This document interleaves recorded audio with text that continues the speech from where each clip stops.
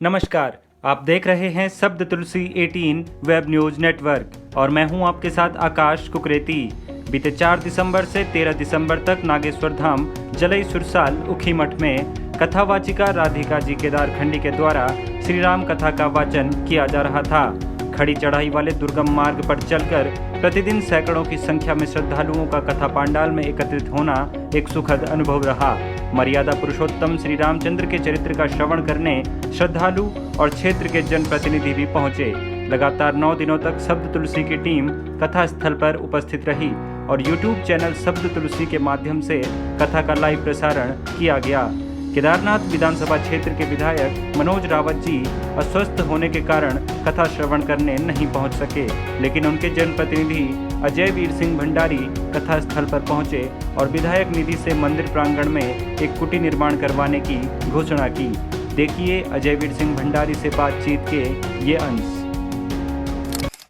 बहुत अच्छा लगा और माननीय विधायक जी भी यहाँ पे बहुत समय से कोशिश कर रहे थे यहाँ पहुँचने की, क्योंकि वो ट्रैकिंग के काफ़ी इंटरेस्टेड होते हैं कि ऐसे पहाड़ों में जाने की काफ़ी दिलचस्पी रखते हैं और यहाँ आने का बहुत दफ़े उन्होंने हमसे कहा है कि हमने जाना है वहाँ, और ये टाइम ऐसा है कि थोड़ा उनका स्वास्थ्य अस्वस्थ होने के कारण थोड़ा नहीं आ पाए, तो थोड़ा पैदल भी थोड़ा ज़्यादा है, इस वजह से भी उन्होंने बताया कि आप ज़रा जाके वहाँ पे जाइए और हमारी तरफ से एक कुटिया का निर्माण करने के लिए बोल दीजिएगा।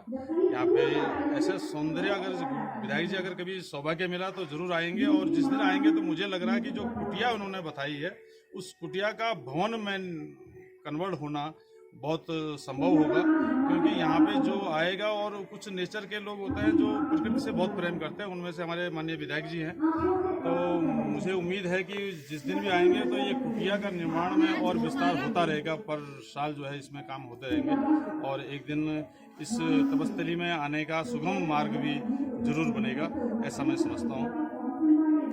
आप यहाँ पर आए, जो आपने यहाँ पर घोषणा की कि विधायक जी ने कुटिया बनाने का यहाँ पर आश्वासन दिया है, आपने और भी कुछ मांगे रखी थी यहाँ पर क्षेत्रवासियों ने? हाँ, क्षेत्रवासियों ने अभी रोड का बताया है कि रोड भी यहाँ पे पहुँचनी चाहिए। मार्ग अभी PWD उखीमठ के द्वारा बनाया जा रहा है, और वही उसका विस्तारीकरण अगर लैंड अगर फ्री हो तो मुझे संभावना है कि इस अगले वित्तीय अवस्था की मार्च तक कुछ सर्वे हो जाएगी और यहाँ तक भी कुछ संभावना है कि रोड पहुँच जाएगी।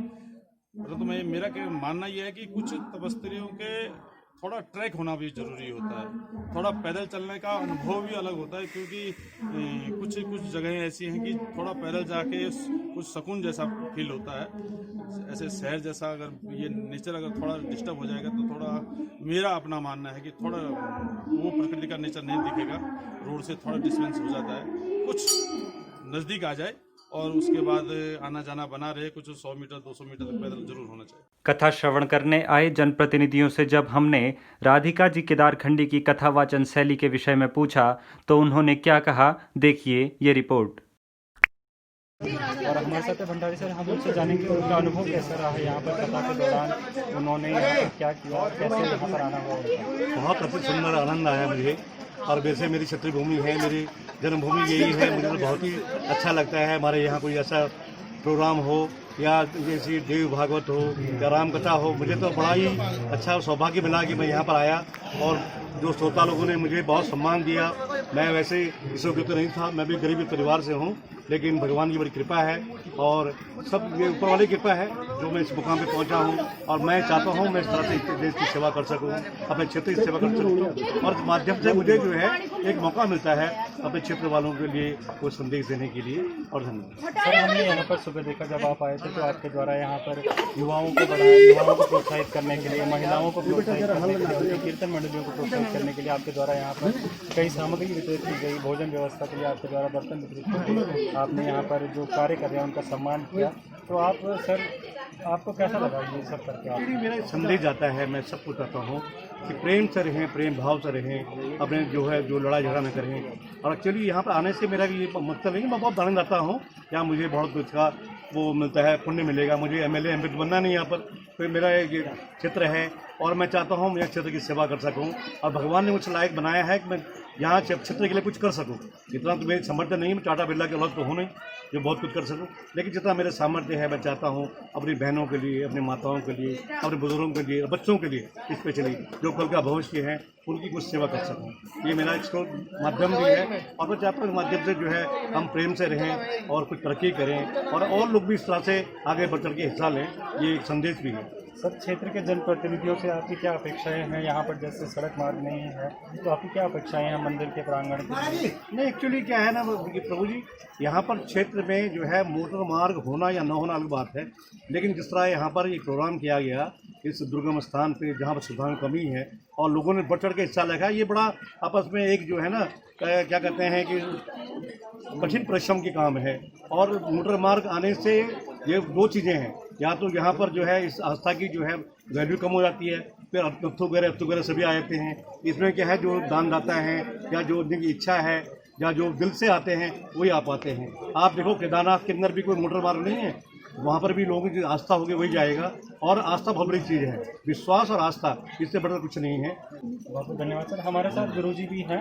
गुरुजी, आपने बताया था कि जब आप कथा कर रहे थे तो राधिका जी उस वक्त छोटी उम्र में थी, उन्होंने भजन गाया था।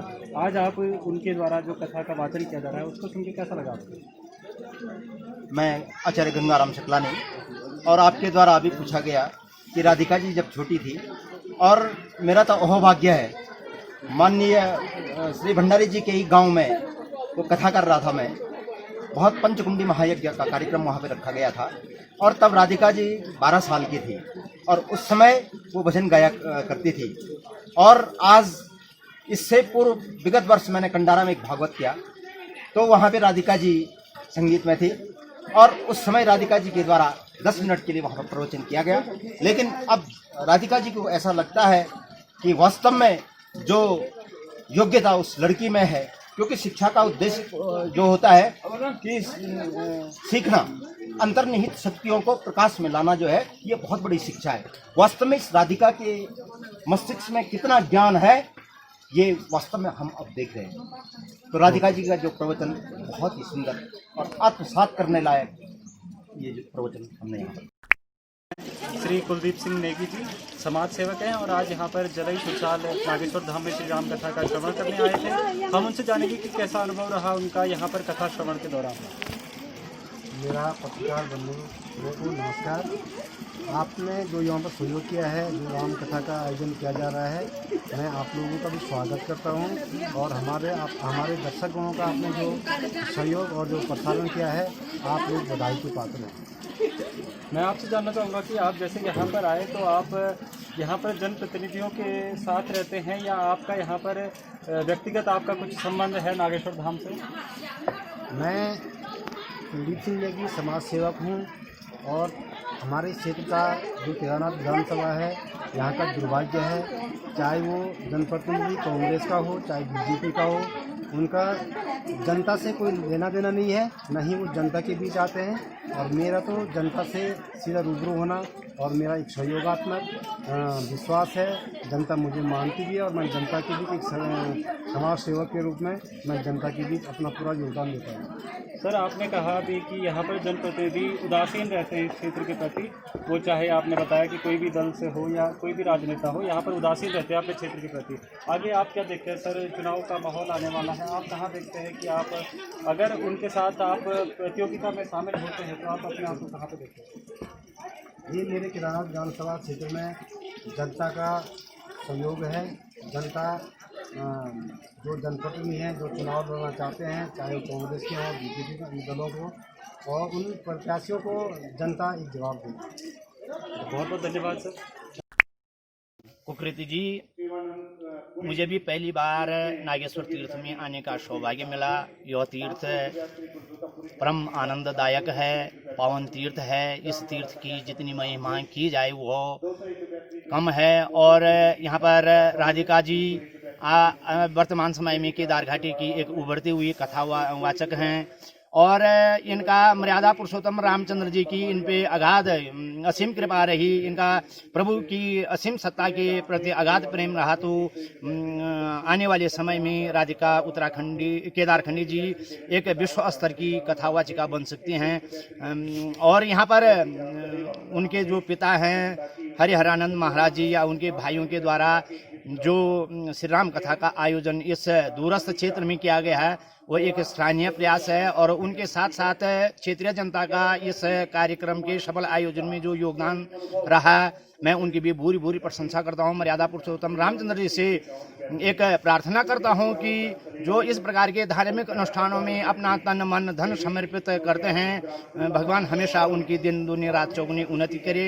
और नागेश्वर तीर्थ भविष्य में तीर्थाटन और पर्यटन के रूप में विकसित हो सकता है। अभी हम देख रहे हैं कि यहाँ पर अपार आनंद की अनुभूति हो रही है। इस तीर्थ को अभी तीर्थ से विदा होने का मन नहीं कर रहा है। जिस प्रकार यहाँ श्रद्धालुओं का हुजूम मैंने 9 दिनों तक देखा, तो मुझे यह लग रहा है कि आम जनमानस का, राम भक्तों का मर्यादा पुरुषोत्तम रामचंद्र जी के प्रति या नागेश्वर तीर्थ के प्रति या जो नागेश्वर कीर्तन मंडली है या राधिका केदारखंडी जी हैं उनके प्रवचनों के प्रति अगाध प्रेम और लगाव है। जब उनकी उम्र 2.5 साल की थी तब से ही गोद में बिठा के मैंने तैयारी शुरू कर दी थी। और ये मेरी 23 साल की तपस्या है। वैसे तो तपस्या 34 साल की है। जब शादी की होगी, बच्चे होंगे, समझ लो तब से तैयारी है। और ढंग की तैयारी 2.5 साल की उम्र से शुरू कर दी थी। और पहली कथा गो कथा की थी इन्होंने 16 साल की उम्र में। और लगभग 11 से 13 कथाएँ की है गो कथा। और राम कथा तो ज़्यादा नहीं हुई, अभी 4थी कथा है राम कथा। और भाव महत्वपूर्ण है तो बड़े से बड़े काम संभव हो जाते हैं। राधिका जी की जो भी कमियां रही हो, चाहे वो शिक्षा में हो या किसी और चीज़ में हो, आपने उनको दूर करने में कैसे मदद की? जो गुरु का काम होता है, जैसे आपने सुना होगा कि गुरु कुमार शिशु कुंभ है, गड़गड़ी काड़े खोट, अंदर हाथ सहाय दे और बाहर बाहे चोट। तो जहाँ कमियां रही तो एक गुरु का जो फर्ज होता है किस तरह से उसको सही रास्ते पर लाया जाए। बाकी कमियां तो हर एक इंसान में होती है, अगर इंसान में कमी नहीं होती तो वो भगवान कहलाता। सभी को जय श्री राम। आज हम अपने नागेश्वर धाम नागेश्वरी गंगा के उद्गम स्थल पर हैं और आगे से जो कथा चली थी, आज कथा का पूर्णाहुति का दिवस हुआ। 10वें दिन आज पूर्णाहुति हुई तो बड़ा आनंद रहा। अपने ही स्थान में पहली बार यह दिव्य राम कथा का आयोजन किया गया, जिसमें बड़ा आनंद मिला हमें। तो राधिका जी, आप बताइए कि आपको किस तरह से प्रेरणा मिली कि आपको इसी फील्ड को चुनना है? जी, मैं पहले बचपन से ही भजन गाती थी और जैसे जैसे धीरे धीरे बड़ी होती गई, भगवान में रुचि बढ़ी, कथाओं में रुचि बढ़ी और पिताजी की प्रेरणा से आज हम इस मंच पर हैं, माता पिता के आशीर्वाद से। जो बाहर हम उत्तराखंड से बाहर कथाएं करती हैं, वो हमें श्रीमान नवीन जोशी जी के द्वारा मंच मिला है। और आप पहली बार अपनी तपस्थली में राम कथा कर रही है, इसके बारे में, अपने अनुभव के बारे में आप क्या कहेंगे? जी, बड़ा आनंद रहा। हमने तो कभी सोचा भी नहीं था कि हमारे स्थान में इतना भव्य आयोजन किया जाएगा, लेकिन आज पूर्णाहुति जब हुई तो बड़ा आनंद रहा। 10 दिन तक हम बहुत खुश हैं। तो राधिका जी, सब तुलसी 18 वेब न्यूज़ नेटवर्क की पूरी टीम आपके उज्जवल भविष्य की कामना करती है। धन्यवाद। धन्यवाद। जय श्री राम।